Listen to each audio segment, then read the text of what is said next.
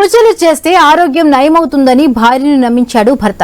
అటవీ ప్రాంతానికి తీసుకువెళ్లాడు. పూజలు చేయాలి, కళ్లు మూసుకోమని చెప్పాడు. ఆ తర్వాత భార్య వందనను బండరాళ్లతో తలపై కొట్టి హత్య చేశాడు భర్త శంకర్. భార్యను చంపేసి బంధువుల ఇంటికి వెళ్లిపోయాడు. 4 రోజులైనా తల్లిదండ్రులు రాకపోవడంతో కుమార్తె పోలీసులకు ఫిర్యాదు చేసింది. దీంతో ఈ ఘటన వెలుగులోకి వచ్చింది. కలకలం రేపిన ఈ హత్య ఉదంతంపై మరింత సమాచారం ఐ న్యూస్ ప్రతినిధి శ్రీనివాస్ అందిస్తారు. హైదరాబాద్ జిల్లా తలమడుగు మండలం లక్ష్మీపూర్ అటవీ ప్రాంతంలో ఒక మహిళా మృతదేహం అయితే కలకలం అయితే రేపింది.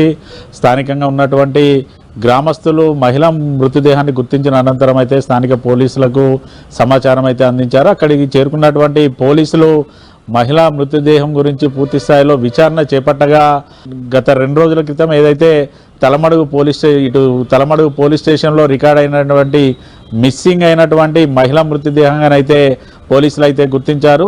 ఆదిలాబాద్ జిల్లా కేంద్రంలోని సుందరయ్య కాలనీలో ఉంటున్నటువంటి శంకర్, వందనలు ఇద్దరు కూడా ఈ నెల 2వ తారీఖున ఇంటి నుంచి అయితే బయలుదేరారు. గత కొద్ది రోజులుగా వందనకి ఆరోగ్యం సరిగా లేకపోవడంతో కొన్ని పూజలు చేపించాలి, అలాగే తనని చికిత్స నిమిత్తం తీసుకెళ్తున్నానంటూ తన భర్త శంకర్ అయితే వందన్ని తీసుకొని ఇంటి నుంచి అయితే బయలుదేరాడు.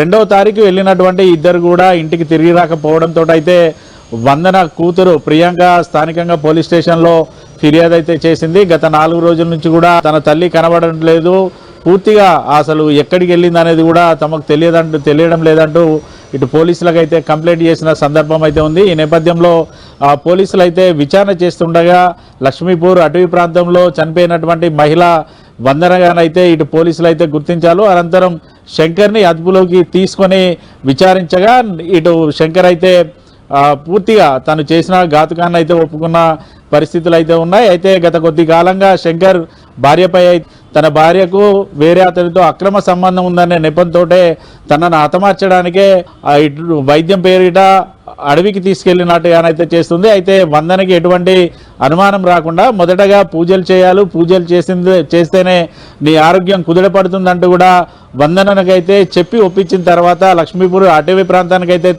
తీసుకెళ్లాడు. తీసుకువెళ్లే క్రమంలో పూజకు సంబంధించినటువంటి కొబ్బరికాయలు కానీ ఇటు పసుపు కుంకుమ ఇతరత్ర సామాగ్రిని పూర్తిగా తీసుకొని వెళ్ళాడు. అయితే వందనని ఒక చోట ఇటు అటవీ ప్రాంతంలో కూర్చోబెట్టిన తర్వాత పూజలు చేయాలంటూ కూడా ఇటు తనని కళ్ళు మూసుకోమని చెప్పి పూజలు చేస్తున్నానని చెప్పి పక్కన ఉన్నటువంటి బండలతోటి తలపై మోది హత్య చేసినట్టుగానైతే శంకర్ అయితే ఒప్పుకున్న పరిస్థితులు అయితే ఉన్నాయి. అయితే గత కొద్ది కాలంగా కూడా భార్యాభర్తల మధ్య కొంత విభేదాలు అయితే నడుస్తున్నాయి.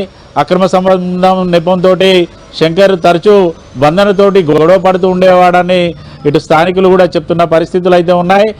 తన తల్లి మిస్సింగ్ తోటైతే ఇటు కుటుంబ సభ్యులు కానీ ప్రియాంక కానీ తన తండ్రిపైనే అనుమానం అయితే వ్యక్తం చేశారు. ఆ అనుమానానికి తగ్గట్టుగానే శంకర్ తన భార్యను హత్య చేయడంతో అయితే కాలనీతో పాటు వారి కుటుంబంలో అయితే విషాద ఛాయలు అయితే అలుముకున్నాయి. ఆదిలాబాద్ లో ఇటువంటి ఘటన జరగడం అయితే కొంత కలకలం అయితే రేపుతుంది. ప్రస్తుతానికైతే పోలీసులు శంకర్ని అరెస్ట్ చేసి అయితే రిమాండ్కి అయితే తీసుకున్న పరిస్థితులు అయితే ఉన్నాయి. అయితే వందన డెడ్ బాడీ వద్ద కొంత పూజా సామాగ్రి దొరకడంతో అయితే కుటుంబ సభ్యులతో పాటు పోలీసులు కూడా అనుమానం అయితే వ్యక్తం చేస్తున్నాడు. ఏదైనా క్షుద్ర పూజల నెపంతో గనక హత్య చేశారా, ఇంకా ఏమైనా కోణాలు ఉన్నాయా అన్నట్టుగా పోలీసులు అయితే పూర్తి స్థాయి విచారణ చేస్తున్న పరిస్థితులు అయితే ఉంది.